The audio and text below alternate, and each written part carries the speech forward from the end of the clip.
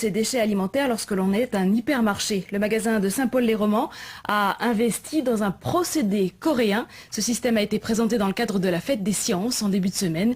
Et Elmarie Stéphanie Vaughan. Comme chaque jour, trier, jeter des légumes abîmés. 600 tonnes de déchets alimentaires par an, c'est le poids des poubelles de cet hypermarché. Depuis 7 mois, une toute nouvelle machine est installée derrière le magasin. Elle engloutit les rebuts des rayons boulangerie, boucherie ou encore fruits et légumes. Le procédé en lui-même, il a effectivement pour objectif de réduire la quantité d'eau qui est contenue dans le déchet. Donc c'est un procédé de lyophilisation. Pour exemple, quand on traite 1 tonne d'œufs de déchets, on obtient 180 kg de produit final.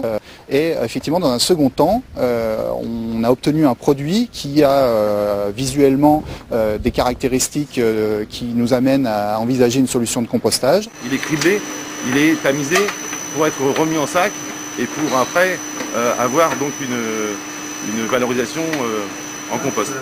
Cette machine coréenne réduit de 80% le volume des déchets alimentaires. L'installation est une première en France, un geste environnemental pour le commerçant, surtout une belle économie sur la facture de traitement des ordures. 100 tonnes déjà au niveau économique, par rapport à 600 tonnes, c'est entre 20 et 30 000 euros d'économie sur l'année. Pour une entreprise comme un autre, c'est pas négligeable. Derrière, c'est aussi beaucoup moins de transport, donc c'est un gain pour l'environnement, c'est un gain par rapport à la taxe carbone, parce que vous imaginez 6 fois moins de camions sur les routes. 10 ans déjà que cet hypermarché recyclait les cartons et les plastiques. Aujourd'hui, avec cette machine, une petite révolution. La grande surface a encore divisé par 6 le volume de ses poubelles. Et 19h11 à suivre.